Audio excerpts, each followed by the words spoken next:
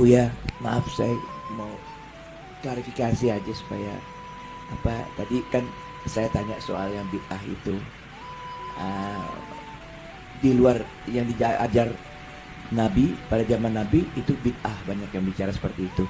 Makanya Buya bilang loh, kalau ikat setelah itu ada yang namanya fikih, ada yang namanya tasawuf dan sebagainya yang kita rasakan itu memang itu perlu itu bicara akhlak dan sebagainya. Tapi apakah itu timbul karena zamannya membutuhkan itu atau nggak tahu. Ada orang yang berpikir, mungkin saya juga berpikir apa yang dilakukan oleh Nabi itu sudah sempurna. Itu. Jadi ini saya hanya minta. Baik. Saya tidak mencari perbedaan di sini. Baik. Tapi saya mencari pelurusannya. Bagus. Karena menurut hemat saya apa yang dilakukan oleh Nabi itu sudah sempurna. Benar. Makanya nggak ada lagi habis dia. Oke, bagus. Itu logika yang dimasukkan oleh orang-orang untuk membid'ahkan tasawuf. Semua yang lakukan Nabi sempurna. Iya, wajar. Logikanya gini. Semua yang lakukan Nabi sempurna, benar gak? Logika ini benar. Jadi mereka mengharamkan ilmu mantik, tapi mereka menggunakan itu namanya ilmu mantik. Ini pakar mantik nih, logika. Kan beliau ini pakar hukum. Doktor juga kan? Tuh. Beliau kalau lagi sedang ada urusan hukum, perkara hukum, itu pakai logika-logika. Logika tuh dibangun dulu, dibangun tatakannya. Tatakan untuk cara cuci otak orang. Targetnya apa? Tasawuf sesat. Biar bikin tasawuf sesat gimana? Dibangun tatakan dulu. Islam udah sempurna belum? Nah, Nabi udah sempurna belum? Ya. Tapi sebenarnya ini gak ada hubungannya sama tasawuf sesat. Terus apalagi? Setelah Nabi baru muncul tasawuf. Padahal di masa Nabi gak ada tasawuf. Nih logikanya. Logika yang dibangun. Berarti tasawuf itu bid'ah. Tasawuf itu sesat. Ini logikanya seperti itu. Padahal logika ini berbahaya, bisa meruntuhkan semua ilmu. Saya mau tanya, Bang Andre belajar tajwid nggak? Anaknya belajar tajwid nggak mau Ustadz? Bener. Tajwid, apa arti tajwid?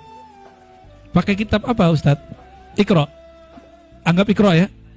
Iqra. Nabi ngajarin Iqra nggak sih? Nabi ngajarin Iqra nggak? Enggak. Nabi ngajarin tajwid nggak? Tajwid itu misalnya contohnya, ini namanya iklab. Iklab itu contoh. Saya buat. Kalau dibaca min ba di. Bacaan kita min ba di. Min. Tapi nun ketemu ba, dia menjadi mim. Itu di masa Nabi nggak ada istilahnya. Ketika muncul ahli baca, ahli tajwid, dikasih nama. Karena nun ketemu ba jadi mim, disebut berubah. Berubah dari ba, dari nun menjadi mim. Bahasa Arabnya iklab. Disebutlah istilahnya, ini iklab. Ada nggak di zaman Nabi? Jadi kalau orang pakai logika, Rasulullah sudah sempurna, maka setelah itu tidak perlukan lagi. Logika ini berbahaya, menghancurkan semua keislaman. Coba lagi contohnya. Dia pakai apa mengatakan hadis Nabi sudah sempurna? Pakai kitab apa? Kitab hadis apa yang abang tahu? Kitab hadis Sahih Bukhari. Ya, benar. Sahih Bukhari. Sahih Bukhari kapan munculnya? Sahih Bukhari kapan munculnya? Sesudah Nabi. Imam Bukhari lahir tahun 194. Dia wafat tahun 256. Dia baru nulis tahun 240-an. 240-an dia baru nulis. Nabi wafat tahun 11. Berarti kitab Sahih Bukhari baru ada setelah Nabi. Lalu dia sebut ini sahih. Istilah sahih itu muncul setelah tasawuf. Lebih tua mana tasawuf sama sahih?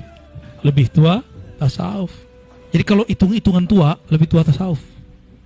Lebih bid'ah ilmu hadis. Ya. Jadi sunnah yang dia sebut selama ini, itu sunnah, bukanlah sunnah yang dimaksud sama Nabi. Jadi logika ini berbahaya, Bang. Agama Islam sudah sempurna, maka tidak perlu lagi ada tambahan-tambahan.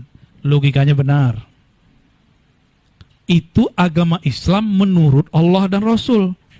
Karena Islam yang turun ke Nabi sempurna. pemahaman kita terhadap Allah dan Rasul sudah sempurna belum? Jadi untuk apa ilmu-ilmu ini? Untuk sama frekuensi sempurnanya, maka perlu mazhab, perlu kemudian ilmu yang disebut manhaj, ilmu sahih Bukhari segala macam. Nabi perlu belajar Iqra nggak?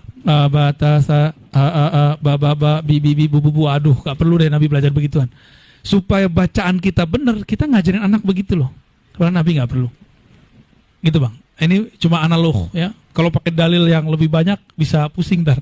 Saya pakai dalil analog lagi. Karena mereka pakai logika, kita balas pakai logika.